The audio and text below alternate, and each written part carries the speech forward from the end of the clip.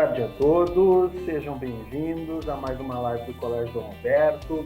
Eu me chamo Clairton, sou professor aqui da instituição e estarei mediando essa fala, uma fala muito importante, onde a gente vai abordar a temática ecologia e os impactos das ações humanas no meio ambiente.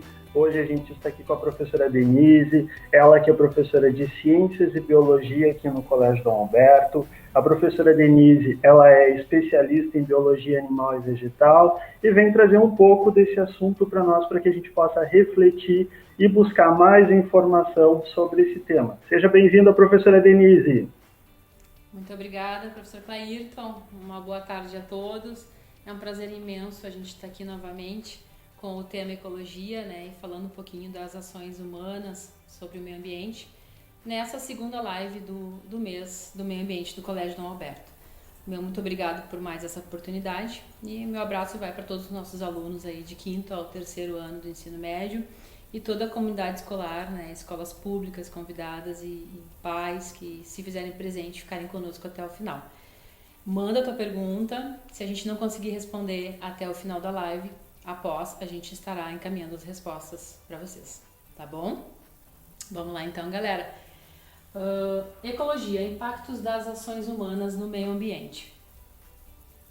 Dentro dessa temática, ecologia, a gente vai falar de alguns assuntos. A gente vai falar de efeito estufa, bioacumulação, biomagnificação, eutrofização artificial, vou falar um pouquinho da natural também, chuva ácida, desmatamento, resíduo sólido, diminuição de mananciais e extinção de espécies, tá? Para começar, a gente vai conceituar um pouquinho ecologia. Esse termo para muitas pessoas é um pouco desconhecido, então para dar uma relembrada, ecologia do grego, ele vai representar a palavra, vai ser traduzido pela palavra oikos, que vai significar na nossa língua casa, e logia é estudo. Então a gente pode estar colocando como um estudo da nossa casa, e neste momento a gente fala de nossa casa como nosso planeta. Não propriamente o estudo do planeta, mas de todas as interações que acontecem dos seres vivos, entre eles e com o meio ambiente em que vivem, certo? Então, quando eu falar de interação entre seres vivos e o meio ambiente, eu estou conceituando ecologia. Ecologia foi um termo utilizado já em 1866 por Ernst Haeckel, um naturalista alemão que então escreveu os primeiros conceitos, os primeiros estudos em ecologia, e depois, consequentemente, outros estudiosos naturalistas foram então trabalhando esse processo, certo? Vamos ver aqui os slidezinhos. Vamos começar. Vou botar aqui.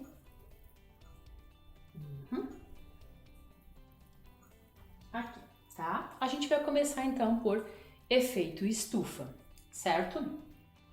O efeito estufa, como vocês estão vendo nessa imagem, a prof colocou duas realidades. O efeito estufa natural e o efeito estufa intensificado pela ação do homem. Antes de a gente começar também, eu vou colocar mais um conceito aqui. Toda vez que a prof falar em ação antrópica, eu estou falando da ação do homem, tá? Certo? Vamos lá então. Efeito estufa. Aqui a gente tem essa figura com o lado de um efeito estufa natural, e o efeito estufa intensificado. Vale lembrar a vocês que efeito estufa ele é um fenômeno natural. Por si só, ele já absorve a luz solar, os raios da luz, o calor do sol, dos raios solares, e ele aquece a Terra. Aquecendo a Terra, ele vai dar condições essenciais para a vida dos seres vivos. Vamos fazer um comparativo. Se a gente não tivesse um efeito estufa natural, se não tivéssemos um efeito estufa natural, a Terra chegaria a menos 18 graus ou menos ainda. Então seria impossível a manutenção, né, da vida na Terra a menos 18 graus ou menos continuamente, certo? Vamos lá nas causas então. A prof colocou para cada slide sempre a causa e a consequência. Então a gente debate em cima, né, da causa do problema, da consequência, o que a gente poderia estar fazendo para amenizar o problema do impacto ambiental, tá? Causas. Pode ser um fenômeno natural, como eu expliquei, e pode ser uma ação antrópica. Sendo uma ação antrópica, o efeito estufa se agrava. Se agrava por quê? Porque naturalmente ele está em equilíbrio. Quando a gente emite gases poluentes de atividades industriais, agrícola, a queima de combustíveis fósseis, quando eu faço isso, eu agravo o problema do efeito estufa. Eu crio mais efeito estufa, além do normal. Então, o próprio nome já nos leva a um significado, né? Esses gases aqui, eles vão ficar presos na camada de ozônio, né? E o que vai acontecer? Eles destroem essa camada de ozônio e eles tomam conta dessa camada, criando, então, uma camada muito espessa de gases poluentes, tá? O que vai acontecer? Nesse momento, quando os raios solares adentrarem a atmosfera da Terra, eles não terão, para começar, mais a camada de ozônio, e vale ressaltar que camada de ozônio filtra cerca de 95% dos raios UV, que são os raios ultravioletas. Então, quando eu tenho a destruição dessa camada de ozônio e o agravamento, o aumento de gases poluentes, acaba o quê?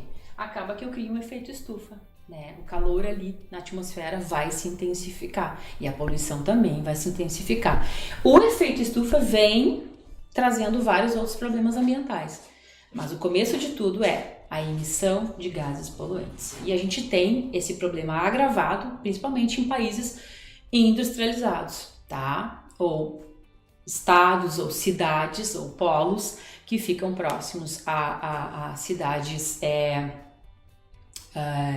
com bastante atividade industrial, há a emissão de muitos gases poluentes, certo? Embora muitos países já assinem acordos de baixa emissão, né, de poluentes, mas ainda se tem sim muitos países nessa lista de grandes emissores de poluentes na atmosfera.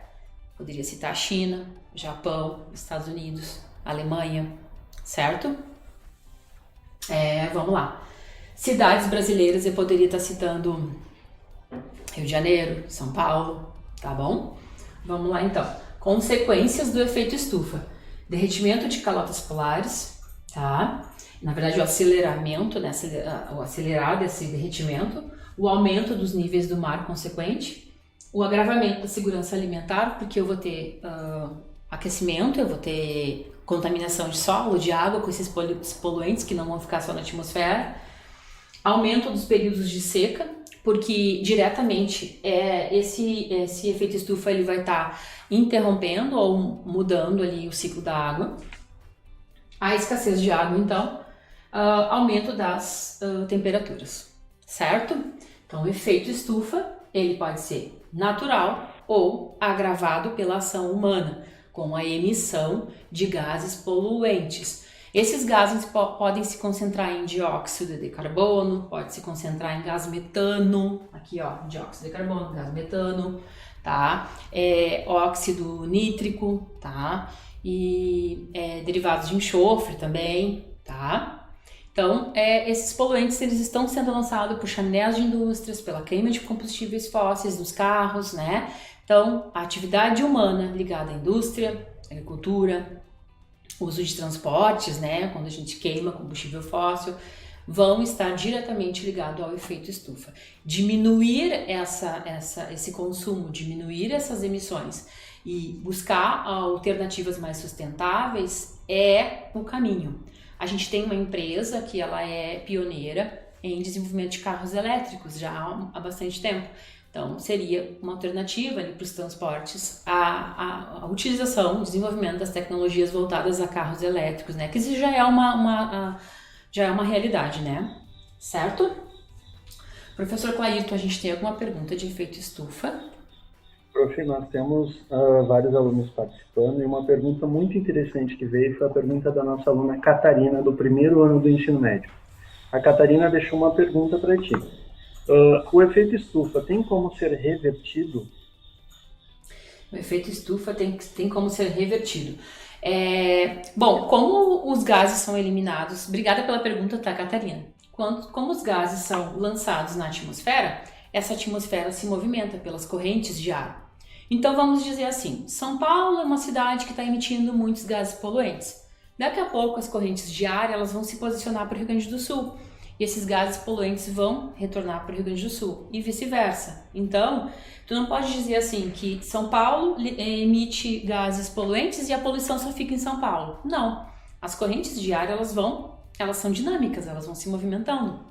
Então, Catarina, a camada de ozônio, depois que ela for destruída, ela não pode ser revertida. O que a gente pode fazer é desacelerar o processo, frear o processo. E aí, então a Prof coloca como resposta para ti o desenvolvimento de práticas sustentáveis com o uso de energias renováveis, que foi o tema da nossa última live, onde a gente pode estar diminuindo a emissão de monóxido de carbono, de dióxido de carbono, né, com essa queima de combustível fóssil, substituindo ela por combustíveis renováveis, gradativamente, com certeza. E as indústrias e alguns países fazem alguns acordos para desenvolver algumas tecnologias de filtragem desses gases, né? Então, reverter a camada de ozônio não conseguiremos. O que a gente consegue é desenvolver boas práticas, preservar, né, biossistemas, né, mananciais, florestas e tudo mais, para que a gente consiga o sequestro de carbono ali pelas árvores, né, o processo de fotossíntese, toda essa renovação que acontece. Agora, reverter o que se perdeu de camada de ozônio, infelizmente não se é possível, tá bom? Espero ter respondido a tua pergunta, certo? Podemos adiante para você, Clarita? Sim, prof. Tudo ok. Então, tá bom. Vamos lá, então. O segundo tema é bioacumulação e biomagnificação. Quando a gente fala de bioacumulação, a Prof colocou duas figurinhas importantes. Eu não sei se vocês conseguem ver bem claramente, mas nessa seta aqui, em cor clara, é um cardume de peixinhos. Na parte de baixo, em azul, já é uma cadeia alimentar, certo? Então vamos lá. Bioacumulação. Eu vou começar pelo primeiro conceito. Toda vez que eu falar de bioacumulação, é alguma coisa que acumula num organismo vivo. Então, bioacumulação, acumulou em algum ser vivo. Aqui neste exemplo, algum metal pesado, alguma substância tóxica acumulou nesses peixinhos. Desses peixinhos, tá? Foi aumentando. É o mesmo cardume de peixinho. Esse peixinho se alimentou, né, um pouco mais daquele fitoplâncton, daquele zooplâncton, naquele ambiente aquático, e a alimentação dele continha algum metal pesado, né? Da onde veio esse metal pesado? Ele veio de alguma contaminação, de algum dejeto jogado no rio, de algum dejeto jogado no mar, alguma indústria que estava poluindo algum manancial, e esse metal chegou até o banco alimentar desse peixe, e ele vai acumulando alguma coisa tóxica no seu organismo, bioacumulação. Quando eu falo de biomagnificação, tá? Eu tô falando de níveis tróficos, tá? Eu tô falando de um nível trófico sendo atingido, uma cadeia trófica. O que é cadeia trófica? Vamos relembrar. Cadeia é um conjunto de animais interagindo por comida, por alimento. Então, esses níveis tróficos aqui, eles também estão se contaminando com metais. Nessa situação, eu tenho uma cadeia alimentar com aqui um zooplânctonzinho aqui, uns crustáceos, tá? Eu tenho aqui uns peixes, eu tenho aqui uma foca, um leão marinho, tá parecendo mais um leão marinho, e um urso. Então, eu tenho uma cadeia alimentar aqui, representando biomagnificação a nível trófico. Cada organismo está carregando um pouco do metal pesado que estava lá no peixinho, certo? Vamos começar daqui então. Esse crustáceo, ele ingeriu metal pesado lá daquela contaminação. O peixinho que comeu o crustáceo também se contaminou com metal pesado, né? Além de comer o crustáceo, ele comeu junto o que estava dentro do crustáceo de metal pesado, além de ele já ter um pouco de metal pesado. O leão marinho ali, ou a foca, não está bem nítida, mas vamos usar as duas espécies. A foca se alimentou do peixe, ela já estava contaminada e ela comeu um pouco mais de peixe e ela acumulou um pouco mais. O urso se alimentou desse leão marinho e também acumulou esse resíduo tóxico. Então, Quando eu chego no último nível trófico, neste último consumidor, o que acontece? Ele, tá, acumulou todo o metal pesado do início da cadeia alimentar, tá? Então, a crescente de metal pesado se dá lá no último consumidor, tá? Ele tem todos os outros produtores, tá? Ele se alimentou de todos os outros produtores quando ele se alimenta da foca, que se alimenta do peixe, que se alimenta do crustáceo, tá? Então, biomagnificação é uma contaminação em cadeia. O prejuízo aqui, ele é até maior, né? Querendo ou não, esses dois fenômenos, eles vão praticamente acontecer juntos, porque esse peixe aqui pode ser já esse aqui, né? Eles acontecem ao mesmo tempo. Só que aqui, esse conceito, ele generaliza a nível de cadeia, tá? Vamos ver como é que é isso, como é que causa. O que causa a bioacumulação e a biomagnificação num ambiente? Causas acúmulo de substâncias tóxicas nos organismos, poluentes orgânicos persistentes, os chamados POPs. Oriundo de fertilizante, o POP vai ser aqueles produtos venenosos, aqueles fertilizantes carregados, venenos propriamente, herbicidas e todos os fertilizantes que são utilizados em diferentes ramos das produções. Esse acúmulo de substância foi o que eu falei aqui, que está em azul, que está entrando no organismo de cada animal. Tanto na bioacumulação, que é quando eu digo que está acumulando só num organismo, quando eu digo biomagnificação, que está acumulando num organismo que está dentro de uma cadeia, né? Então vai haver o acúmulo desse metal até chegar no último consumidor, tá? Quais são as consequências de todo esse envenenamento, de todo desse acúmulo de substâncias tóxicas? No ser humano, causa graves problemas quando a pessoa vai ingerir alimentos que têm essa contaminação. Ela pode desenvolver uma cirrose, ela pode desenvolver um câncer, problemas endócrinos, tá? Danos cerebrais, contaminação de alimentos, então, né, que vai gerar tudo isso também, e consequentemente morte de animais aqui nesses ambientes.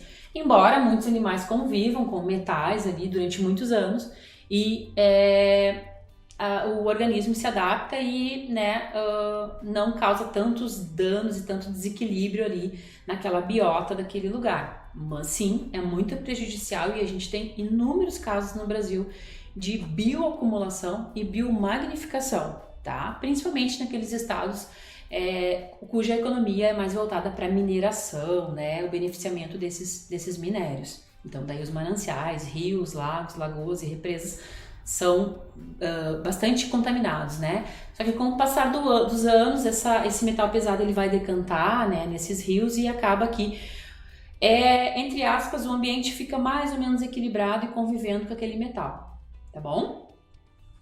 Prof. Clairton, chamo o senhor para ver se a gente tem alguma pergunta sobre o tema bioacumulação e biomagnificação. Prof, temos sim. Antes, eu gostaria de verificar contigo, provavelmente você vai abordar a temática do lixo mais adiante, né? Resíduo sólido.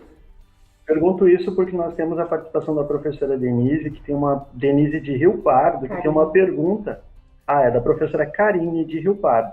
Ela tem uma pergunta referente a essa temática, então eu vou deixar para fazer naquele horário. Karine. Pode ser. E daí, então, nós temos a pergunta do Bruno, aluno do 3º ano do ensino médio do Colégio Dom Alberto, onde ele faz a seguinte pergunta. Boa tarde, sou Bruno Ledo, do 3º ano do Dom Alberto. Minha questão é voltada à bioacumulação de resíduos.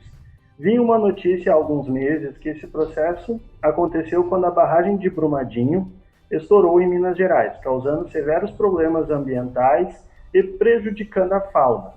Você poderia me explicar um pouco melhor como a bioacumulação afetou os animais desta região? Claro, vamos falar assim.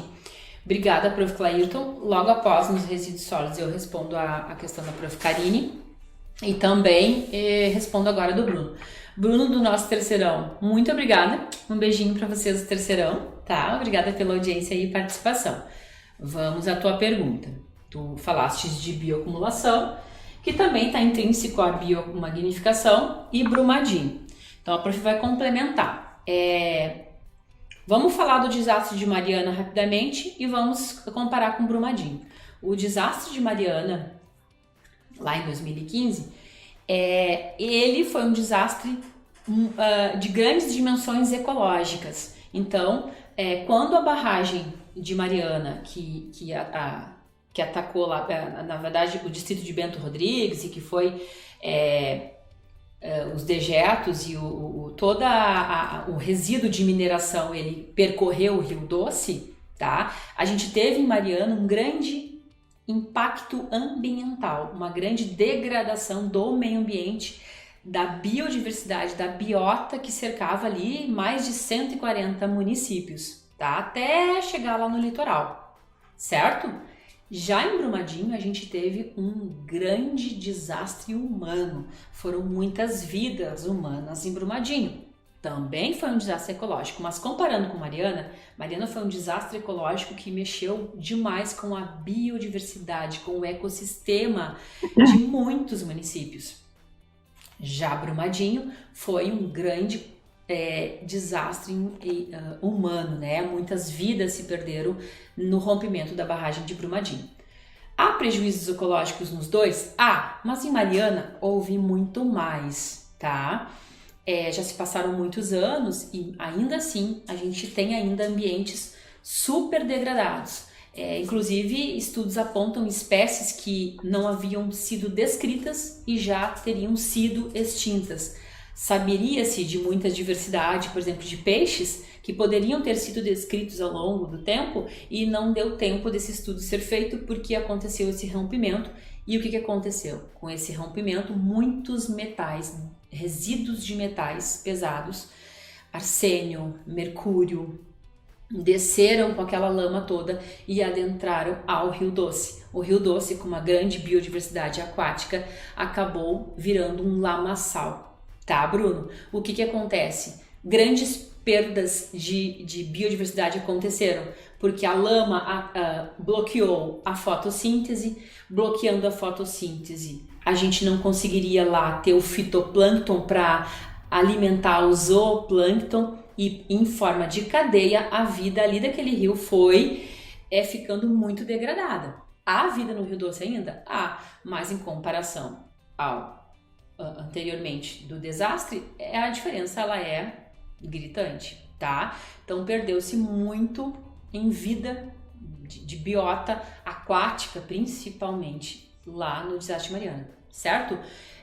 Sobre bioacumulação hoje, né? Então, dessas barragens todas, vamos dizer assim, a gente tem acúmulo de metais pesados no leito desses rios. Só que, como eu falava, esse metal pesado ele decanta, né? A própria lama ela vai decantar. E com o passar do tempo, o ambiente mais ou menos se transforma, mas a gente não pode levar isso em conta. Ainda há, sim, nos rios de Minas Gerais, muito metal pesado, né? Proveniente do trabalho, da própria história da mineração no estado, né? Então, se tu pegar, assim, a maioria dos rios em Minas Gerais que tem na vizinhança barragens, esse rio vai ter os seus organismos aquáticos, subaquáticos, os seus peixes, os seus crustáceos, né? Toda aquela fauna aquática, de um certo modo, se for feito estudos ali, vai aparecer que tem contaminação de metal, porque o metal existe naqueles rios, então propriamente ele vai estar aderindo-se às células vegetais e o animal vai ali, né? O peixe vai se alimentar daquele fitoplâncton e ele vai propriamente bioacumular resíduos no seu organismo. E se ele fizer parte, que com certeza faz, de uma cadeia alimentar, entra no processo de biomagnificação, levando adiante aquele metal pesado em cadeia, certo? Espero ter te respondido, tá, Bruno? Obrigada pela pergunta. Então vamos adiante, tudo bem aí, professor Clairton? Prof, temos várias perguntas, tem mais uma aqui. Essa até já vou passar ela rapidinho e depois a gente tem mais algumas que acho que a gente vai ter que deixar para o final. A pergunta é a seguinte, a pergunta é do Marciel. É possível avaliar um grau de poluição ambiental através da bioacumulação? Sei o que tu acha, prof. A pergunta é de quem? Marciel. Marcial, tu pode sim fazer delimitando áreas, né? Geralmente quem faz essa, como fala, desculpa, professor Clailton, como é que tu perguntou mesmo? É possível avaliar um grau de poluição ambiental através de bioacumulação? Grau Eu de acho que poluição, tal, era esse eu termo, acho, tá. é, Tá, eu acho professor que talvez Clailton. está se referindo à questão de que a gente utiliza bioindicadores muitas vezes para a questão de avaliar a concentração de metais pesados em ambientes aquáticos. Com Então certeza. a gente tem essa possibilidade de fazer essa avaliação através de alguns bioindicadores específicos em determinados locais. Então vai Exato. muito também do processo que tu vai desenvolver durante a avaliação de metais pesados mesmo. Exatamente. Professor Clailton, tá praticamente respondido pro aluno aí que perguntou. Mas vamos complementar. O professor Clailton realmente falou dos indicadores, é isso. Se tu vai trabalhar num rio e tu precisa saber se existe ali bioacumulação de uma indústria vizinha, de um resíduo de tintas que são usados na produção lá.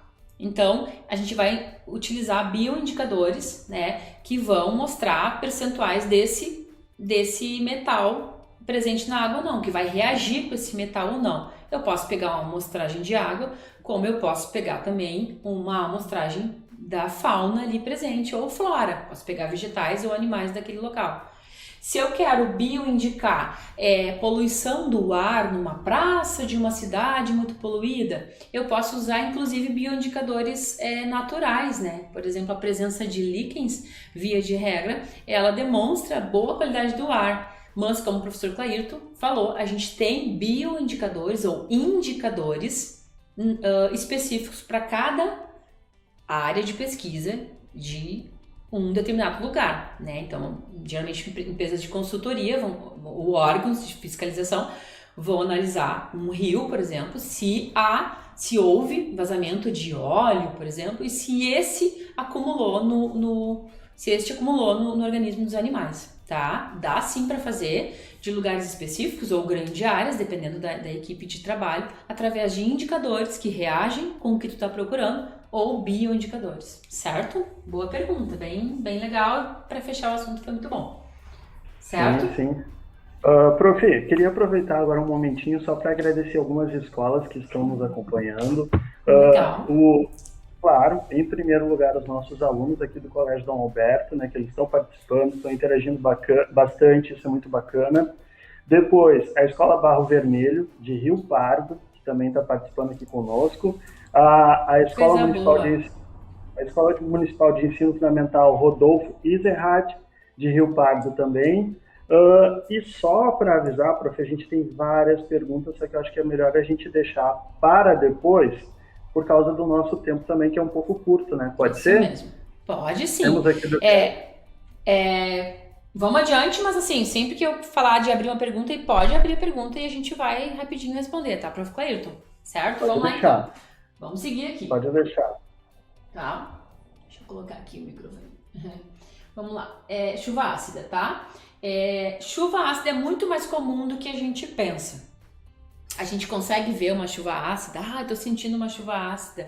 Não é assim que funciona, tá? Mas acontecem sim, periodicamente, chuvas isoladas ou em cidades mais poluídas, a chuva ácida, tá?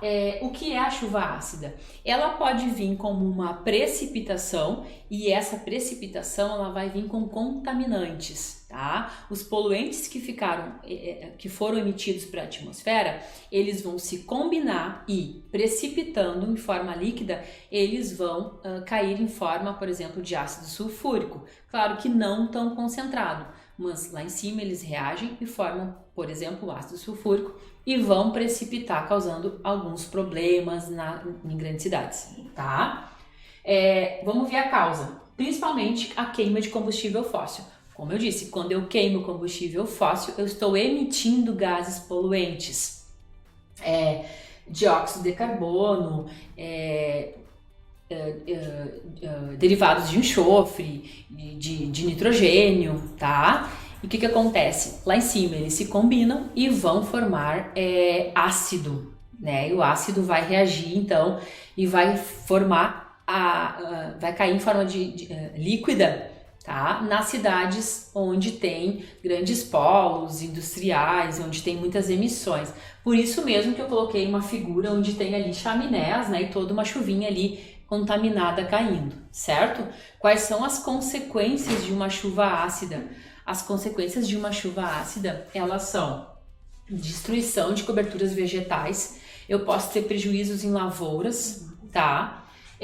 Acidificação de solo, justamente então isso, eu posso acidificar um solo, torná-lo muito ácido, com pH muito elevado, corrosão de edificações e também inclusive de estátuas, né? Se tem relatos de estátuas bem corroídas do tempo, né? As pessoas falam, do tempo, justamente as chuvas ácidas seguidas que vão então agir ali com corrosão mesmo nesse material, tá? O nível, para vocês terem noção, o pH de uma chuva ácida, ele vai girar em torno de 2 ou 4,8, né? O normal, uma chuva normal, ela tem um pouquinho de acidez. Tá precipitando ali agora, tá chovendo. Nossa chuva tem 5,6 de pH. Ela não chega, ela é ácida.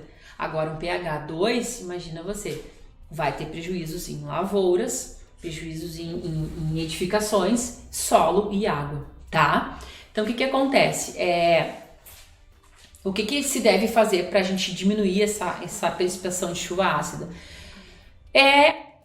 A sustentabilidade, a gente novamente pensar nos combustíveis renováveis, os biocombustíveis, tornar as coisas mais sustentáveis. A gente tem essa responsabilidade de frear essa situação, né? Frear, eu não posso lá pedir para uma empresa, vai lá e emite menos gases poluentes. É feito acordo, né? Os países industrializados, eles assinam protocolos, eles assinam acordos para que estejam desenvolvendo filtros, alguma coisa que diminua a emissão pura desses poluentes tóxicos. E propriamente utilizando tecnologias com desenvolvimento de energias renováveis, a energia solar, a energia eólica, tá?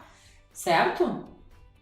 Chuva ácida, acho que é isso, tá? A gente tem contaminação de solo, de água, corrosão de estátuas, certo? E é comum uma chuva ácida. Aonde mais pode acontecer isso?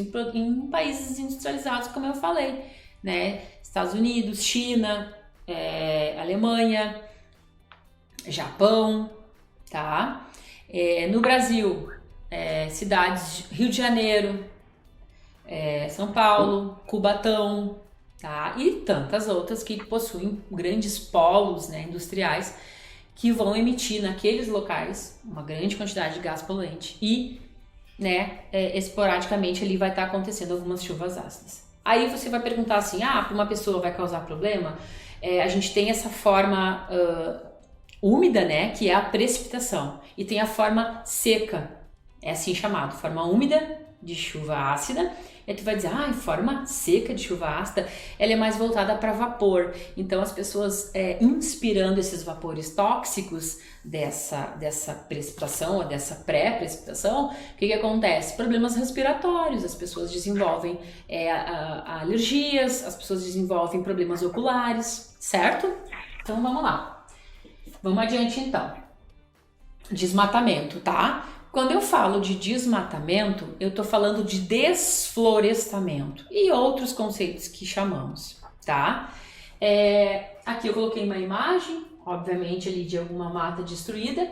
Logo após, né, essa mata destruída, a gente tem algumas consequências que acontecem na biota deste local e a gente vai falar aqui então dessa causa, né? O porquê? Por que as pessoas desmatam?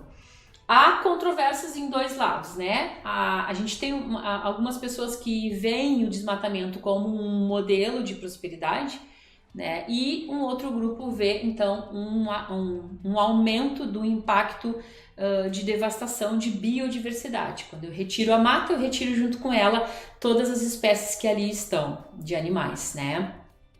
Animais e vegetais, né? Então, eu retiro a vida daquele local, né? Então, a gente corre nessas duas linhas. O desenvolvimento social e econômico, né, gerado pelo desmatamento, e também os impactos violentos que acontecem da retirada da mata, né, e a retirada de toda essa fauna e flora do local, tá?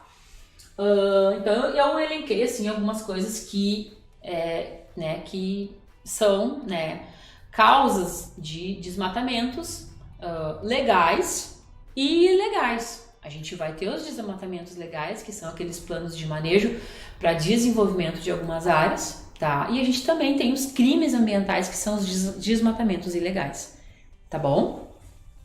A pecuária em larga escala, ela vai causar um grande impacto em grandes áreas, né? A extração de madeira, tá? Ela também vai generalizar grandes áreas com grande impacto de biota. A construção de hidrelétricas que demandam um vasto espaço. As queimadas que vêm logo após, geralmente, né, para agricultura e pecuária, na verdade, o desmatamento ele vem seguido de queimadas, né? A mineração também utiliza grandes áreas e aí há uma contaminação até depois indireta, né, de outros mananciais, de outros ambientes, né, como a gente falou anteriormente. E a expansão urbana propriamente, né, grandes condomínios, as cidades crescendo, vai crescer para onde, né? Tem que crescer para as áreas verdes e ali há muitas vezes um plano de manejo e às vezes também tem algumas outras atividades que a gente não vai ter o plano de manejo, certo? Consequências desse desmatamento. O que vai acontecer quando a gente tem um agravamento, né? Uma quantidade além, né, do permitido, daquilo que é viável para um desenvolvimento social e econômico. O agravamento das mudanças climáticas, o comprometimento da biodiversidade, a erosão é um problema sério que atinge ali os rios, né? Vai ter uma erosão dos rios e consequentemente vai ter assoreamento de rio, né? Coloquei aqui assoreamento de rios, tá? Onde eu tiro a mata, onde eu tiro a vegetação, a cobertura vegetal, eu tô deixando o solo nu, eu tô deixando o solo exposto, né? Eu tô matando toda aquela biodiversidade de fauna que tem no solo, tirando a fertilidade dele e também causando erosão, tá? Empobrecendo aquele solo, certo? Tem alguma pergunta de desmatamento? Prof. Clairton, a gente tem tempo, pode perguntar? Prof, temos algumas perguntas ainda ali, também vou aproveitar para fazer uma sobre chuva ácida, que é do aluno João Vitor Dornelles. Ele é lá da escola Vereador Rodolfo Eisenhardt, e ele gostaria de saber se a gente consegue notar ou sentir a chuva ácida quando ela precipita. Muito bem, aluno João Vitor, é meu aluno lá da escola Vereador. Obrigada pela tua pergunta.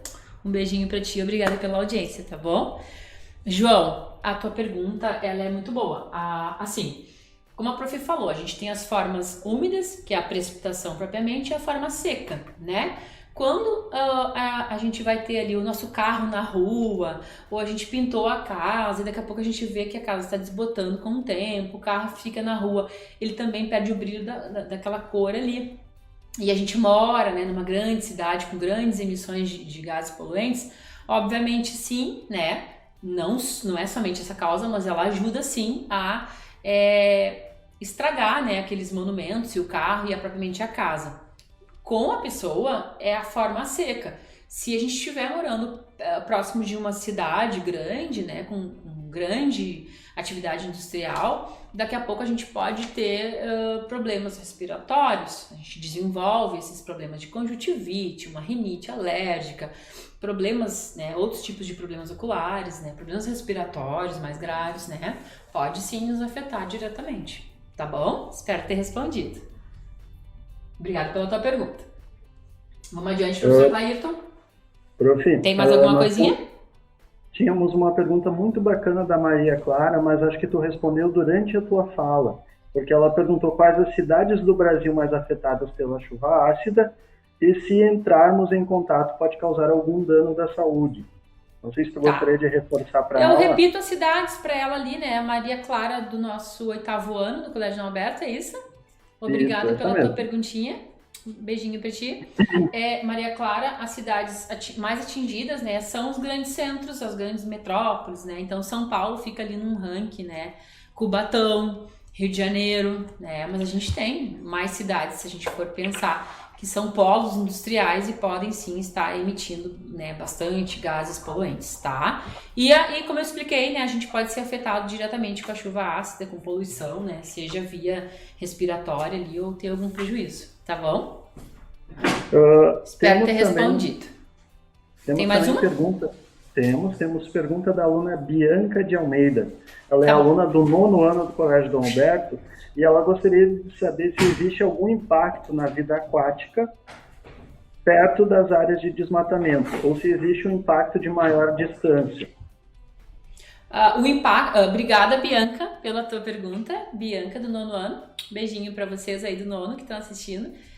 Bianca, o impacto ele é direto, tá? No momento que eu retiro a cobertura vegetal, eu tenho naquele momento já os impactos, né? A destruição de habitats. Então, seja um habitat terrestre, seja um habitat aquático, vai sim interferir. Então, se eu tiro uma vegetação, eu estou deixando de filtrar esse solo, eu deixo de filtrar essa água desse manancial. E eu posso estar gerando um problema naquele rio, naquela represa, naquela lagoa. O desmatamento ele vai causar enormes problemas, tá? Ele nos traz enormes problemas em grande escala, né? Esse desmatamento criminoso, tá bom? Vamos adiante então. Eutrofização natural e artificial. A eutrofização, gente, ela pode ser natural. Por quê? Porque naturalmente a matéria orgânica em si, ela já decompõe naturalmente, tá? Então aqui embaixo eu tenho, por exemplo, um lago repleto de plantas aquáticas. Elas vão criando ali uma reciclagem daquela matéria orgânica, tá? Então aqui tem um acúmulo de matéria orgânica naturalmente. Já aqui em cima eu tenho uma eutrofização artificial.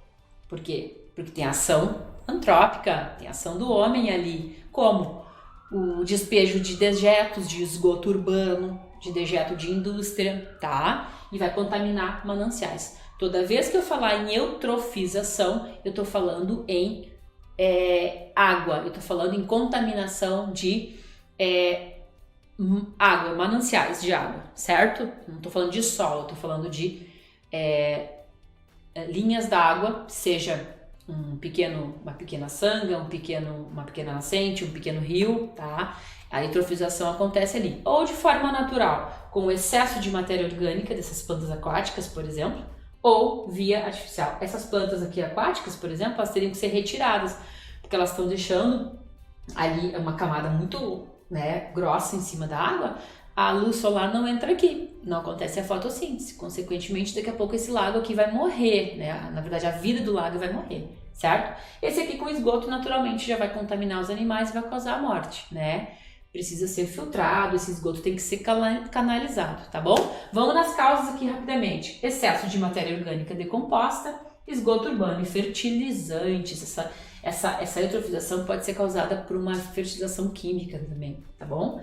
Consequências: impedimento de fotossíntese, proliferação de algas e bactérias, aumento do DBO.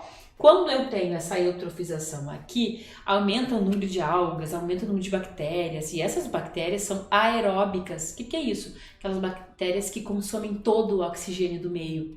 Ela consome todo o oxigênio do meio e ela deixa esse manancial empobrecido, né? As outras espécies então vão morrer, certo? Vai tornar uma água tóxica, certo?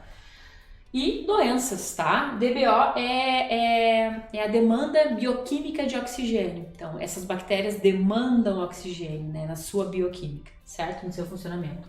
Resíduos sólidos aqui pra gente ir se encaminhando pro final. Os resíduos sólidos, eles vão ser classificados assim, de via de regra, em orgânicos, em inorgânicos, em tóxico e muito tóxicos, que são aqueles nucleares e hospitalares, ok? Aqui eu tenho uma figurinha que mostra um pouco deles. A causa do aumento do resíduo sólido, tá? Por que a gente aumentou o lixo nas cidades e interiores?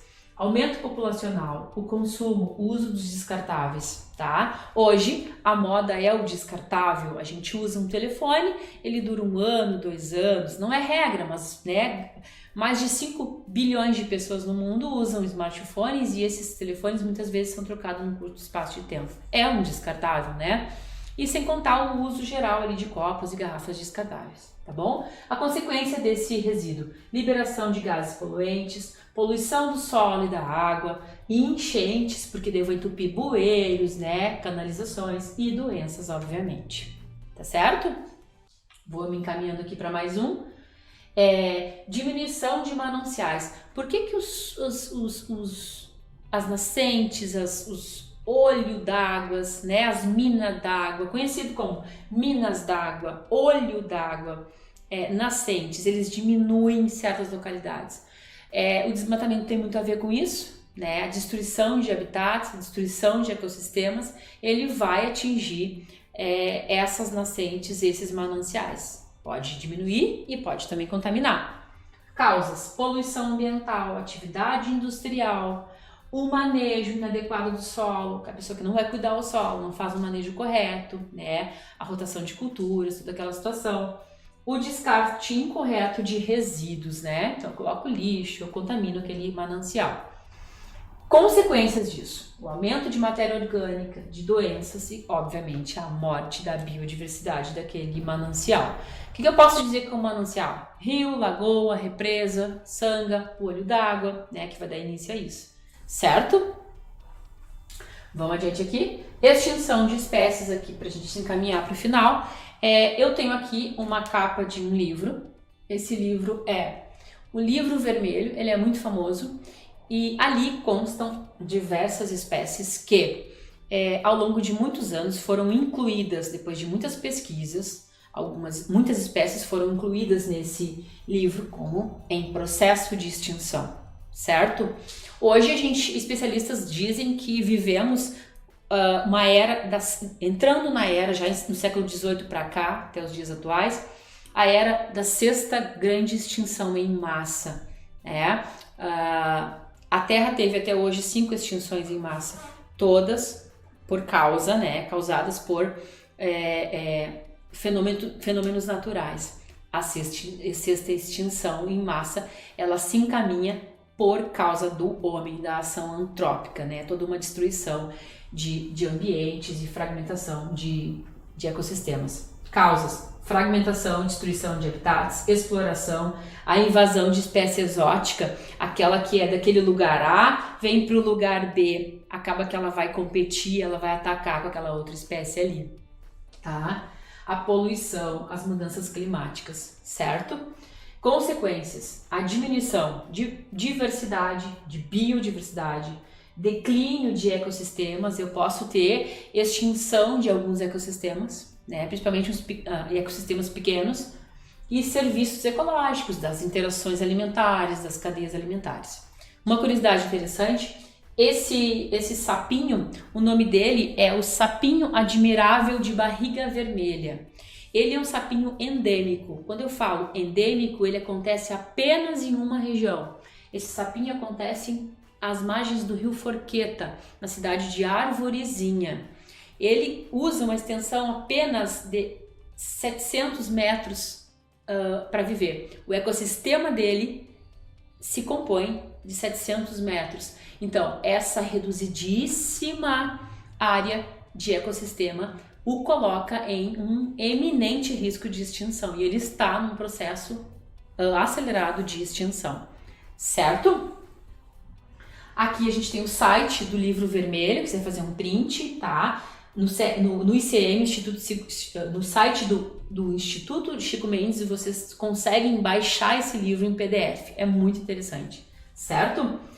Aqui eu deixo o meu muito obrigado. Eu encerro a segunda live do mês do Meio Ambiente do Colégio Dom Alberto. Muito feliz e contente pela audiência de vocês. Essa imagem é de um lobo-guará que corre para um processo de extinção violento também, tá? Ele acontece no Cerrado, ele é um animal, acontece em mais regiões do Brasil, mas ele vai ser nativo ali do Cerrado, tá? E está em processo de extinção, um animal nativo do Brasil, muito importante para a nossa biodiversidade e que está ameaçado, está em vulnerabilidade, tá bom? Eu vou abrir para alguma pergunta se a gente tiver algum tempo, professor Clailton, senão a gente se despede por aqui. Prof, vamos, acho que dá tempo para mais uma perguntinha assim. Temos uma pergunta aqui da Mariana Lopes. No processo de eutrofização de águas, é possível encontrar qual tipo de fenômeno? E ainda, quais substâncias são encontradas nessa situação? A Mariana Lopes é aluna do 3º ano do ensino médio aqui do Colégio Dom Alberto. Mariana, um beijinho para ti, terceirão aí presente. Gente, rapidinho a pergunta da Mariana. Mariana, substâncias presentes no processo de eutrofização. Tanto no artificial como no natural, a gente pode ter vários nutrientes. Quando eu inicio um processo de eutrofização, significa verdadeiro trófico, verdadeiro trófico, trófico verdadeiro, ou seja, alimento verdadeiro. Quando eu coloco um esgoto nessa água, eu estou oferecendo muitos nutrientes. Quando eu tenho a proliferação de plantas aquáticas, eu também tenho muita riqueza de decomposição orgânica. Então a gente vai ter inúmeros componentes orgânicos, carbono, fósforo, nitrogênio, só que eles vão estar em excesso. E o excesso, né, ele vai, em demasia, vai acontecer uma autocontaminação daquele ambiente. Certo? Mais alguma coisa, Prof. Clairton? Prof, temos várias perguntas, mas nosso tempo está estourando, então gostaria de agradecer nesse momento as demais escolas que estavam participando conosco, a Escola Olavo Bilac, a Escola Antônio Olinto e a Escola João Rabecoche, escolas de Rio Pardo que estavam presentes conosco. Também agradecer as pessoas que estão nos acompanhando. Temos uma série de perguntas inclusive da nossa colega Solange, que deixou aqui perguntas para nós, que a gente vai estar dando retorno depois. E gostaria de também agradecer toda a equipe envolvida no dia de hoje, o Diogo, a supervisora Caroline, a psicopedagoga Sheila. Também te agradecer, Prof, por estar compartilhando conhecimento com a gente e aproveitar para deixar um recadinho que na próxima quarta-feira a gente vai ter mais uma live da escola, e essa é uma live mais festiva, ela é mais direcionada às festividades juninas. Exatamente. É uma live com o professor Fábio e a professora Josiane no Arraiá Virtual do Dom Alberto. Então a gente aguarda todo mundo lá. Certo? Isso aí. Eu me despeço então novamente, agradecendo ao professor Clairton. Muito obrigada pela tua mediação. Prof. Caroline, obrigada. Prof. Sheila, o Diogo, que sempre presente, nos auxiliando. A nossa diretora Luciana Zimmer também, e a toda a equipe, o corpo de professores do Colégio Dom Alberto, os nossos alunos do 5º ao 3º ano, escolas convidadas, obrigado pela audiência, obrigado por estarem aí fazendo a participação de vocês e aproveitando esse momento tão legal. Eu espero ter agradado, foi um momento curto, mas que vocês possam ter tirado algumas dúvidas e aprendido algumas curiosidades interessantes sobre ecologia, tá bom? Um beijinho, fiquem com Deus.